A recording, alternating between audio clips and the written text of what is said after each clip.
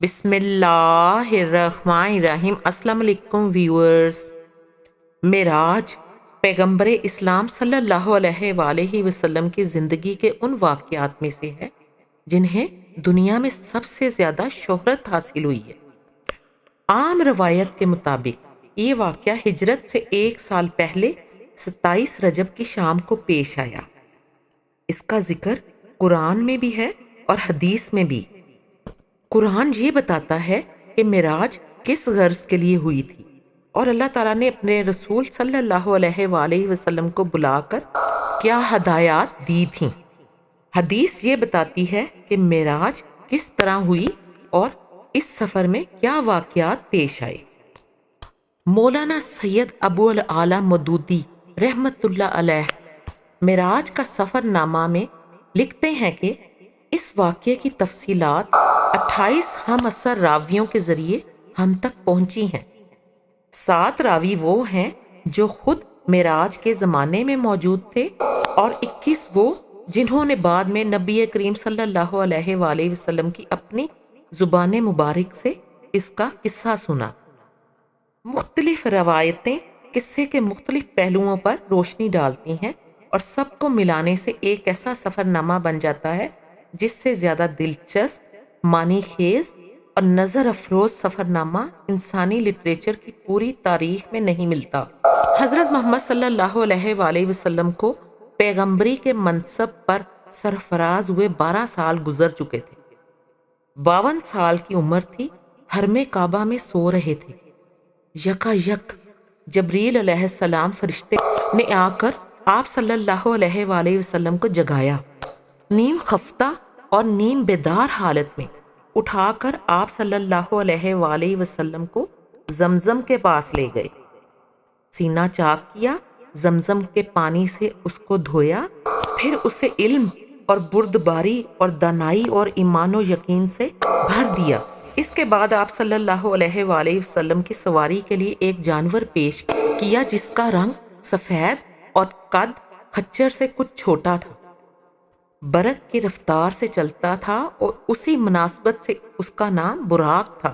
پہلے انبیاء بھی اس نوعیت کے سفر میں اسی سواری پر جایا کرتے تھے۔ جب آپ صلی اللہ علیہ وآلہ وسلم سوار ہونے لگے تو وہ چمکا۔ جبرائیل علیہ السلام نے تھپکی دی اور کہا، دیکھ کیا کرتا ہے، آج تک محمد صلی اللہ علیہ وآلہ وسلم سے بڑی شخصیت کا کوئی انسان تجھ پر سوار نہیں ہوا ہے۔ پھر آپ صلی اللہ علیہ وآلہ وسلم اس پر سوار ہوئے اور جبرائیل علیہ السلام آپ کے ساتھ چلے۔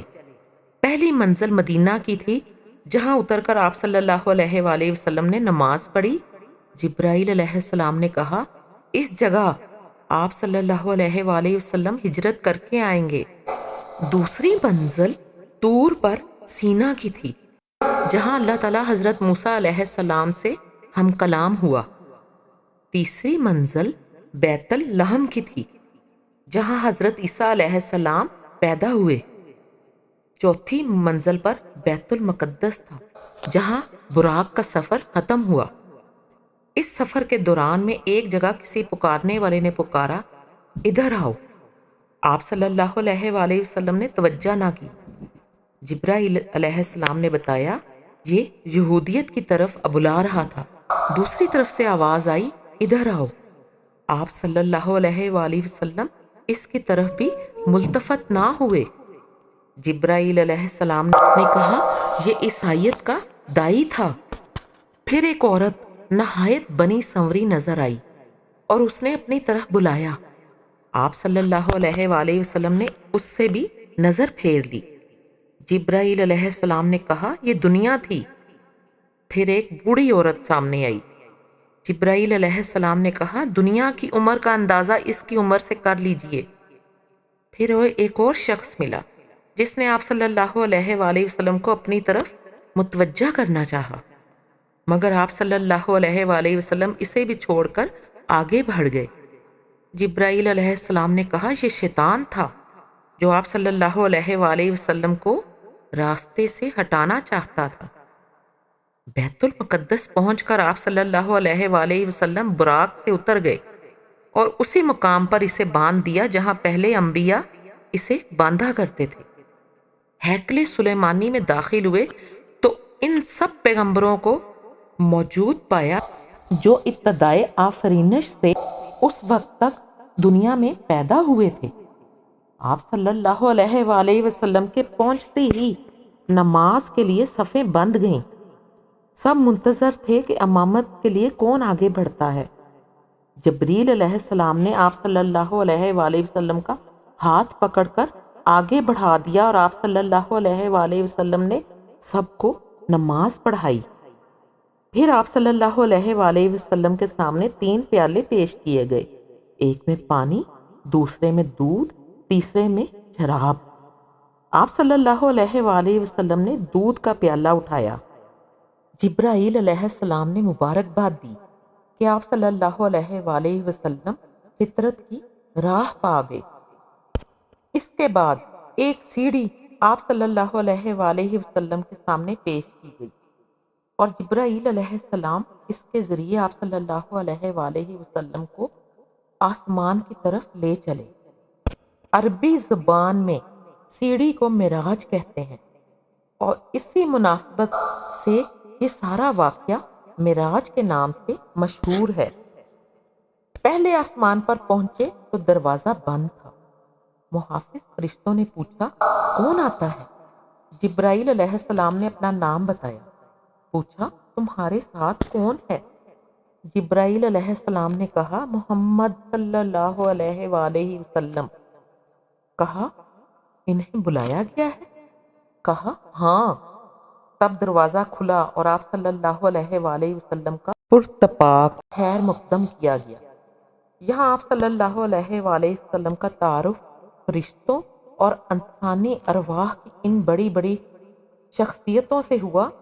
उनमें नुमाया शख्सियत एक ऐसे बुजुर्ग की थी जो इंसानी बनावट का मुकम्मल नमूना थी। चेहरे मोहरे और जिस्म की साख्त में किसी पहलू से कोई नुक्स न था। जिब्राईल अलैहिस्सलाम ने बताया, आपके मुअर्रिसे आला। इन बुजुर्ग के दाएं बाएं बहुत लोग थे। वो दाएं जानब देखते तो खुश होते और बाएं जानब देखते तो रोते। पूछा, ये क्या माजरा है? बताया कि ये नस्ल आदम है। आदम अलैहिस्सलाम अपनी औलाद के नेक लोगों को देखकर खुश होते हैं और बुरे लोगों को देखकर रोते हैं। फिर आप सल्लल्लाहु अलैहि वसल्लम को तफसीली मुशाहदे का मौका दिया गया। एक जगह आप सल्लल्लाहु अलैहि वसल्लम ने देखा कि कुछ लोग खेती काट रहे हैं और जितनी काटते हैं इतनी ही ज़्यादा बढ़ती जाती है। पूछा, ये कौन है? कहा गया, ये खुदा की राह में जहाद करने वाले हैं। फिर देखा कि कुछ लोग जिनके सर पत्थरों से कुचले जा रहे हैं। पूछा, ये कौन है? कहा गया, ये वो लोग हैं जिनकी सरगरानी उनको नमाज के लिए उठने ना देती थी। कुछ और लोग देखे जिनके कपड़ों में आगे और पीछे पैबंद लगे हुए थे और वो जानवरों की तरह घास चार रहे थे। पूछा, ये कौन है? कहा गया, ये वो हैं जो अपने माल में से ज़कात खैरात कुछ ना देते थे। फिर एक शख्स को देखा कि लकड़ियों का गट्ठा जमा करके उठाने की कोशिश करता है और जब वो नहीं उठता तो उसमें से कुछ लकड़ियां बढ़ा लेता है। पूछा, ये कौन अहमक है? कहा गया, ये वो शख्स है जिस पर अमानतों और जिम्मेदारियों का इतना बोझ था कि उठा ना सकता था, मगर ये उनको कम करने के बजाय और ज्यादा जिम्मेदारियों का भार अपने ऊपर लादे चला जाता था। फिर देखा कि कुछ लोगों की ज़बानें और होंठ कैंचियों से कतरे जा रहे हैं। पूछा, ये कौन है? कहा गया, ये गैर जिम्मेदार मुकर्रर हैं जो बिला तकल्लफ ज़बान चलाते और फितना बर्पा किया करते थे। एक और जगह देखा कि एक पत्थर में ज़रा सा शगाफ हुआ और उसमें से एक बड़ा मोटा सा बैल निकल आया। फिर वो बैल इसी शगाफ में जाने की कोशिश करने लगा मगर ना जा सका। पूछा, ये कैसा मामला है? कहा गया, ये उस शख्स की मिसाल है जो गैर जिम्मेदारी के साथ एक फितना अंगेज बात कर जाता है, फिर नादम होकर اس کی تلافی کرنا چاہتا ہے مگر نہیں کر سکتا۔ ایک اور مقام پر کچھ لوگ تھے جو اپنا گوشت کاٹ کاٹ کر کھا رہے تھے۔ پوچھا یہ کون ہے؟ کہا گیا یہ دوسروں پر زبانیں تان دراز کرتے تھے۔ انہی کے قریب اور کچھ لوگ تھے جن کے ناخن تانبے کے تھے اور اپنے منہ اور سینے نوچ رہے تھے۔ پوچھا یہ کون ہے؟ کہا گیا یہ وہ لوگ ہیں جو لوگوں کے پیٹھ پیچھے ان کی برائیاں کرتے اور ان کی عزت پر حملے کیا کرتے تھے۔ کچھ اور لوگ دیکھے جن کے ہونٹ اونٹوں کے مشابہ تھے اور وہ آگ کھا رہے تھے۔ پوچھا یہ کون ہے؟ کہا گیا یہ یتیموں کا مال ہضم کرتے تھے۔ پھر دیکھا کہ کچھ لوگ ہیں جن کے پیٹ بے انتہا بڑے اور سانپوں سے بھرے ہوئے ہیں۔ آنے جانے والے ان کو ڈرونتے ہوئے گزر جاتے ہیں مگر وہ اپنی جگہ سے ہل نہیں سکتے۔ پوچھا یہ کون ہے؟ کہا گیا یہ سود خور ہیں۔ پھر کچھ اور لوگ نظر آئے جن کے ایک جانب نفیس گوشت رکھا تھا اور دوسری جانب سڑا ہوا گوشت جس سے سخت بدبو آ رہی تھی۔ وہ اچھا گوشت چھوڑ کر سڑا ہوا گوشت کھا رہے تھے۔ پوچھا یہ کون ہے؟ کہا گیا یہ وہ مرد اور عورتیں ہیں جنہوں نے حلال بیویوں اور شوہروں کے ہوتے حرام اور اپنی خواہش نفس پوری کی۔ پھر دیکھا کچھ عورتیں اپنی چھاتی کے بل لٹک رہی ہیں۔ پوچھا یہ کون ہے؟ کہا گیا یہ وہ عورتیں ہیں جنہوں نے اپنے شوہروں کے سر ایسے بچے منڈ دیے جو ان کے نہیں تھے۔ انہی مشاہدات کے سلسلے میں نبی صلی اللہ علیہ وآلہ وسلم کی ملاقات ایک ایسے فرشتے سے ہوئی جو نہایت ترش روی سے ملا۔ آپ صلی اللہ علیہ وآلہ وسلم نے جبرائیل علیہ السلام سے پوچھا اب تک جتنے فرشتے ملے تھے سب خندہ پیشانی اور بشاش چہروں کے ساتھ ملے، ان حضرت کی خوش مزاجی کا کیا سبب ہے؟ حضرت جبرائیل علیہ السلام نے کہا اس کے پاس ہنسی کا کیا کام، یہ تو دوزخ کا دروغہ ہے۔ یہ سن کر آپ صلی اللہ علیہ وآلہ وسلم نے دوزخ دیکھنے کی خواہش ظاہر کی۔ اس نے یکا یک آپ صلی اللہ علیہ وآلہ وسلم کی نظر کے سامنے سے پردہ اٹھا دیا اور وہ دوزخ اپنی تمام ہولناکیوں کے ساتھ نمودار ہو گئی۔ اس مرحلے سے گزر کر آپ صلی اللہ علیہ وآلہ وسلم دوسرے آسمان پر پہنچے۔ یہاں کے اکابر میں دو نوجوان سب سے ممتاز تھے۔ تعارف پر معلوم ہوا یہ یحییٰ علیہ السلام اور عیسیٰ علیہ السلام۔ تیسرے آسمان پر آپ صلی اللہ علیہ وآلہ وسلم کا تعارف ایک ایسے بزرگ سے کرایا گیا جن کا حسن عام انسانوں کے مقابلے میں ایسا تھا جیسے تاروں کے مقابلے میں 14ویں کا چاند۔ معلوم ہوا یہ یوسف علیہ السلام ہے۔ چوتھے آسمان پر حضرت ادریس علیہ السلام، پانچویں پر حضرت ہارون علیہ السلام، چھٹے پر حضرت موسیٰ علیہ السلام آپ صلی اللہ علیہ وآلہ وسلم سے ملے۔ ساتویں آسمان پر پہنچے تو ایک عظیم و شان محل یعنی بیت المعمور کو دیکھا جہاں بے شمار فرشتے آتے اور جاتے تھے۔ اس کے پاس آپ صلی اللہ علیہ وآلہ وسلم کی ملاقات ایک ایسے بزرگ سے ہوئی جو خود آپ صلی اللہ علیہ وآلہ وسلم سے بہت مشابہ تھے۔ تعارف پر معلوم ہوا کہ یہ حضرت ابراہیم علیہ السلام ہیں۔ پھر مزید ارتقاء شروع ہوا یہاں تک کہ آپ صلی اللہ علیہ وآلہ وسلم سدرۃ المنتہا پر پہنچ گئے جو پیش گاہ رب العزت اور عالم خلق کے درمیان حد فاصل کی حیثیت رکھتا ہے۔ نیچے سے جانے والے یہاں رک جاتے ہیں اور اوپر سے احکام اور قوانین براہ راست یہاں آتے ہیں۔ اسی مقام کے قریب آپ صلی اللہ علیہ وآلہ وسلم کو جنت کا مشاہدہ کرایا گیا اور آپ صلی اللہ علیہ وآلہ وسلم نے دیکھا کہ اللہ نے اپنے صالح بندوں کے لیے وہ کچھ مہیا کر رکھا ہے جو کسی آنکھ نے دیکھا، نہ کسی کان نے سنا اور نہ کسی ذہن میں اس کا تصور تک گزر سکا۔ سدرۃ المنتہا پر جبرائیل علیہ السلام ٹھہر گئے اور آپ صلی اللہ علیہ وآلہ وسلم تنہا آگے بڑھے۔ ایک بلند ہموار سطح پر پہنچے تو بارگاہ جلال سامنے تھی۔ ہم کلامی کا شرف بخشا گیا۔ جو باتیں ارشاد ہوئیں ان میں سے چند یہ ہیں۔ نمبر 1، ہر روز 50 نمازیں فرض کی گئیں۔ نمبر 2، سورہ بقرہ کی آخری 2 آیتیں تعلیم فرمائی گئیں۔ نمبر 3، شرک کے سوا دوسرے سب گناہوں کی بخشش کا امکان ظاہر کیا گیا۔ نمبر 4، ارشاد ہوا کہ جو شخص نیکی کا ارادہ کرتا ہے اس کے حق میں ایک نیکی لکھ لی جاتی ہے، اور جب وہ اس پر عمل کرتا ہے تو 10 نیکیاں لکھی جاتی ہیں، مگر جو برائی کا ارادہ کرتا ہے اس کے خلاف کچھ نہیں لکھا جاتا، اور جب وہ اس پر عمل کرتا ہے تو ایک ہی برائی لکھی جاتی ہے۔ پیشی خداوندی سے واپسی پر نیچے اترے تو حضرت موسیٰ علیہ السلام سے ملاقات ہوئی۔ انہوں نے رودات سن کر کہا، میں بنی اسرائیل کا تلخ تجربہ رکھتا ہوں۔ میرا اندازہ ہے کہ آپ صلی اللہ علیہ وآلہ وسلم کی امت 50 نمازوں کی پابندی نہیں کر سکتی۔ جائیے اور کمی کے لیے عرض کیجیے۔ آپ صلی اللہ علیہ وآلہ وسلم گئے اور اللہ نے 10 نمازیں کم کر دیں۔ پلٹے تو حضرت موسیٰ علیہ السلام نے پھر وہی بات کہی۔ ان کے کہنے پر آپ صلی اللہ علیہ وآلہ وسلم بار بار اوپر جاتے رہے اور ہر بار 10 نمازیں کم کی جاتی رہیں۔ آخر 5 نمازوں کی فرضیت کا حکم ہوا اور فرمایا گیا کہ یہی 50 کے برابر ہے۔ واپسی کے سفر میں آپ صلی اللہ علیہ وآلہ وسلم اسی سیڑھی سے اتر کر بیت المقدس آئے، جہاں پھر تمام پیغمبر موجود تھے۔ آپ صلی اللہ علیہ وآلہ وسلم نے ان کو نماز پڑھائی جو غالباً فجر کی نماز تھی، پھر براق پر سوار ہوئے اور مکہ واپس پہنچ گئے۔ صبح سب سے پہلے آپ صلی اللہ علیہ وآلہ وسلم نے اپنی چچا زاد بہن ام ہانی کو یہ رودات سنائی، پھر باہر نکلنے کا قصد کیا۔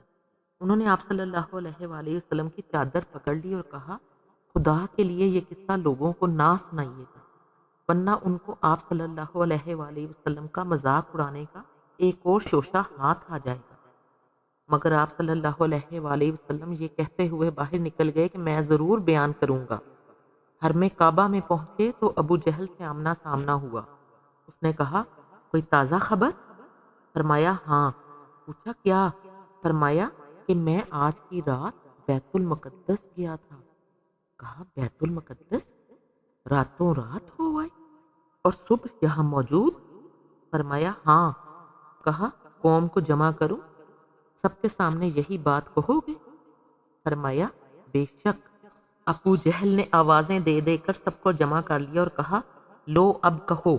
آپ صلی اللہ علیہ وآلہ وسلم نے سب کے سامنے پورا قصہ بیان کر دیا۔ لوگوں نے مذاق اڑانا شروع کر دیا۔ 2 مہینے کا سفر ایک رات میں؟ ناممکن، محال۔ پہلے تو شک تھا، اب یقین ہو گیا کہ تم دیوانے ہو گئے ہو۔ آنن فانن یہ خبریں تمام مکہ میں پھیل گئیں۔ بہت سے مسلمان اس کو سن کر اسلام سے پھر گئے۔ لوگ اس امید پر حضرت ابوبکر رضی اللہ تعالیٰ عنہ کے پاس پہنچے کہ یہ محمد صلی اللہ علیہ وآلہ وسلم کے دستے راست تھے، یہ پھر جائیں تو اس تحریک کی جان ہی نکل جائے۔ انہوں نے یہ قصہ سن کر کہا، اگر واقعی محمد صلی اللہ علیہ وآلہ وسلم نے یہ واقعہ بیان کیا ہے تو ضرور سچ ہوگا۔ اس میں تعجب کی کیا بات ہے؟ میں تو روز سنتا ہوں کہ ان کے پاس آسمان سے پیغام آتے ہیں اور اس کی تصدیق کرتا ہوں۔ پھر حضرت ابوبکر رضی اللہ تعالیٰ عنہ حرم کعبہ میں آئے۔ رسول اللہ صلی اللہ علیہ وآلہ وسلم موجود تھے اور ہنسی اڑانے والا مجمع بھی۔ پوچھا، کیا واقعی آپ صلی اللہ علیہ وآلہ وسلم نے ایسا فرمایا ہے؟ جواب دیا ہاں۔ کہا بیت المقدس میرا دیکھا ہوا ہے۔ آپ صلی اللہ علیہ وآلہ وسلم وہاں کا نقشہ بیان کریں۔ آپ صلی اللہ علیہ وآلہ وسلم نے فوراً نقشہ بیان کرنا شروع کر دیا اور ایک ایک چیز اس طرح بیان کی گویا بیت المقدس سامنے موجود ہے اور دیکھ دیکھ کر اس کی حقیقت بتا رہے ہیں۔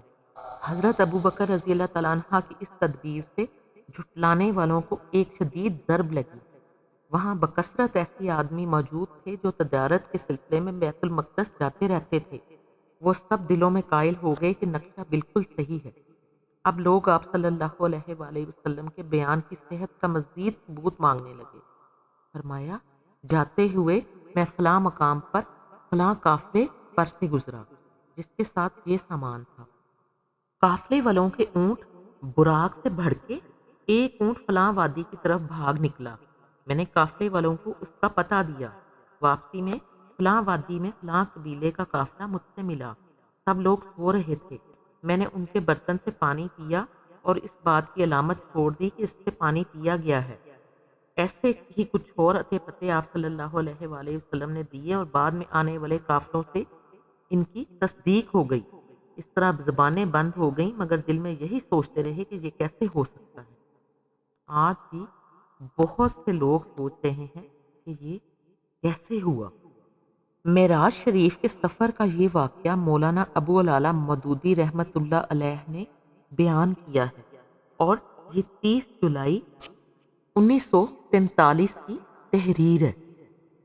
آپ کو میری یہ ویڈیو اچھی لگی ہو تو اسے لائک کر دیجیے گا، میرے چینل کو ضرور سبسکرائب کر دیجیے گا، دعاؤں میں یاد رکھیے گا، اپنا اور گرد و نواح کے لوگوں کا بہت خیال رکھیے گا۔ جزاک اللہ، اللہ حافظ۔